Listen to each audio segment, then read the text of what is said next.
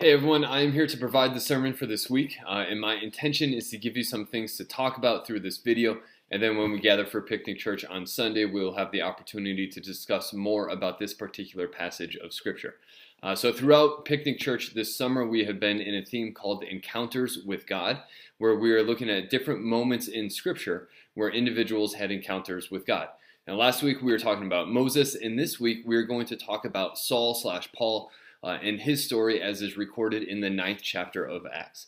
And in our brief look at this story, I'm going to focus on three words that all start with the letter R to hopefully make it easier to remember. The first one is response, reach, and ripple effect. Response, reach, and ripple effect. And the story of Saul is probably fairly well known. At the time of this encounter, Saul is on a rampage wanting to imprison, torture, kill any and all Christians that he can. And so he is traveling to the city of Damascus with the hope of gathering more Christians to round up. While traveling to Damascus, Saul encounters Jesus. Saul falls to the ground and yells out, "Who are you, Lord?" And that is Saul's response. "Who are you, Lord?" And I wanted to highlight Saul's response because it clearly contradicts the response we see from Ananias a few verses later. And I hadn't actually noticed that until looking at it this past week. While we can look at Saul and his encounter with God, he is not the only one who encounters God within this passage. Ananias, who is a Christian in Damascus, also has an encounter with God.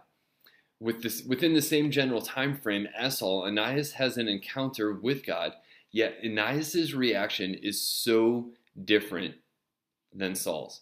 Where Saul says, "Who are you, Lord?" Ananias' response is by simply saying, "Yes, Lord." The response is very different and very challenging to me. I think when God speaks to us about where we should move, who we should befriend, or a situation where he wants us to act with godly courage and conviction, do we respond with a "Who are you, Lord?" or do we respond with a "Yes, Lord"? See, we see that these two individuals have very different responses. And we see something interesting also about the reach, the second R. I find it really interesting that God enlists Ananias for this job. We don't know much about Ananias, but we do know that he is already in Damascus by the time that Saul gets there. So therefore, when Saul comes to this city, he becomes within the evangelistic and discipleship reach of Ananias. To be honest, when Ananias hears about Saul's entrance into his reach, Ananias is not very thrilled. He's confused and basically says to God, "Are you sure you got the right guy? Isn't he the one going around wanting to imprison and kill all these Christians?" But God's response is very straightforward. Go. So I've been thinking about this particular R word and have been challenged by it. We need to think about who is within our reach. Who is within our evangelistic and discipleship reach?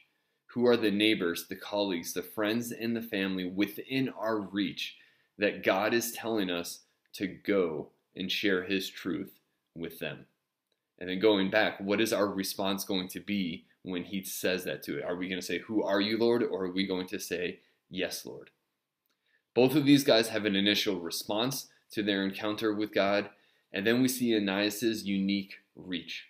And as a result of these two things, they have an incredible ripple effect, the third R. The idea of ripple effect actually came to me last week during Picnic Church because we were there and Chloe wanted to go on a walk. And so she and I walked into the woods by the creek and we started throwing rocks into the water. And we were watching the splash and the ripple effect of the rocks that we were throwing. So continuing verses 19 through 21 in the 9th chapter of Acts, we see that Saul spent time with the disciples and that everyone was astonished. Some are initially confused because this is the guy who was just a few days prior, as Acts tells us, breathing out murderous threats. But as they spend time with him, hear his words, and see his changed life, they know he is genuine, and his ripple effect grows. Saul's ripple effect grows into at least 13 of the 27 books of the New Testament. A ripple effect that is no doubt continuing in our lives today and will continue to impact millions. So we see these two individuals who have an initial response to their encounter with God.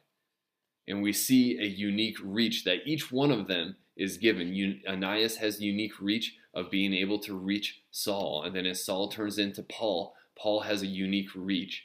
And as a result of the way that both of them live, they have a very big ripple effect. So in kind of wrapping everything up, again, just being very brief today, I want for you to think about, what is your response to an encounter with God? Who is within your reach? And what kind of ripple effect are you having on those around you?